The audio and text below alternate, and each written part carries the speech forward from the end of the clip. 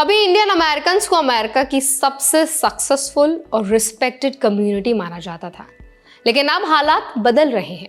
अब वही लोग सवालों में हैं, लॉयल्टी पर, बिलोंगिंग पर और इस बात पर कि क्या वो सच में अमेरिकन हैं भी या नहीं। सोशल मीडिया से लेकर के पॉलिटिक्स तक इंडियन इमिग्रेंट्स पर निशाना साधा जा रहा है।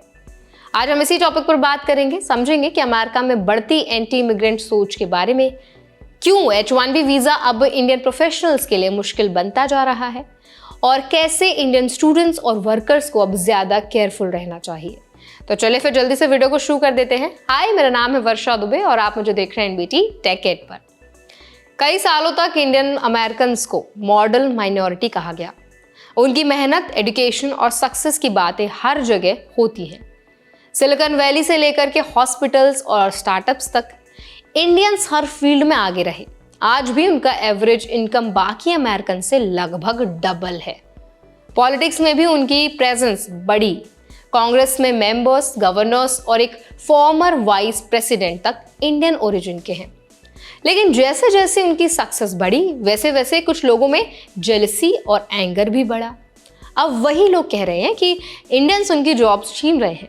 H1B वीजा जिसने हजारों इंडियंस को US पहुंचाया, अब लोगों के गुस्से का सिंबल बन गया है। ये सब अचानक नहीं हुआ। ट्रंप एडमिनिस्ट्रेशन के टाइम से ही अमेरिकन फर्स्ट का स्लोगन चला, जिसने इमिग्रेंट्स को टारगेट बनाना शुरू किया।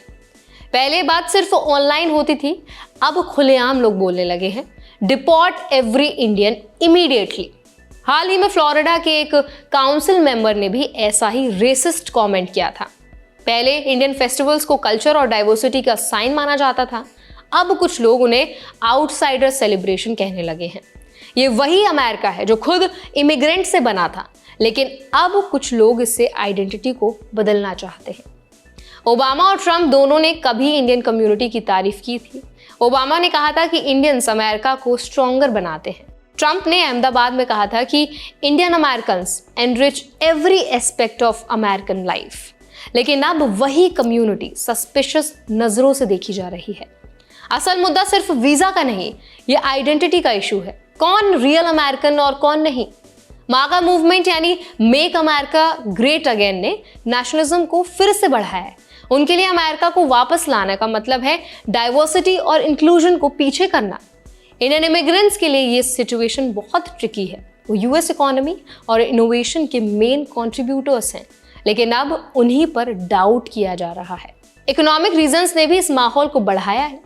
पोस्ट कोविड टाइम में इन्फ्लेशन, हाई इंटरेस्ट रेट्स और एक्सपेंसिव हाउसिंग ने अमेरिकन को फ्रस्ट्रेट किया है।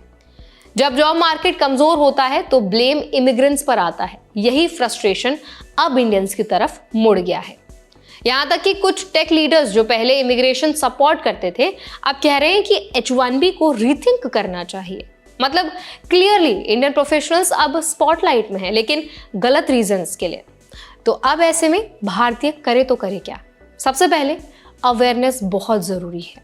अगर आप US में हैं या वहाँ जाने की सोच रहे हैं तो ये समझ लें कि माहौल पहले जैसा बिल्कुल भी नहीं रहा। वहाँ अब कंपटीशन बहुत बढ़ गया है, जॉब्स हैं नहीं और आपके ऊपर काफ़ी ज़्यादा आपको शक वाली नज़रों से भी देखा जा सकता है। लोकल कम्युनिटीज़ के साथ रिलेशन स्ट्रॉन्ग रखें ताकि आउटसाइडर इमेज आपकी ना बने। अपने प्रोफेशन के साथ सोशल प्रेजेंस भी पॉजिटिव रखें और अगर डिस्क्रिमिनेशन या हेट मिले तो लीगल तरीके से एक्शन लें, चुप मत रहें। आज इंडियन अमेरिकन की स्टोरी एक बड़ा मैसेज देती है, सक्सेस के साथ रिस्पॉन्सिबिलिटी भी आती है। जितनी ऊंचाइयों पर आप जाते हैं उतना ही आसान होता है लोगों का टारगेट बनना।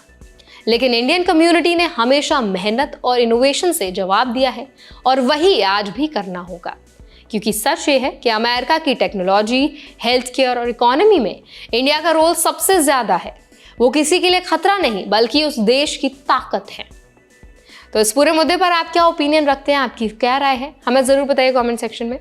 ऐसे और भी अपडेट्स के लिए, वीडियोस के लिए हमारे चैनल NBT टेक एड को भी जरूर सब्सक्राइब करें।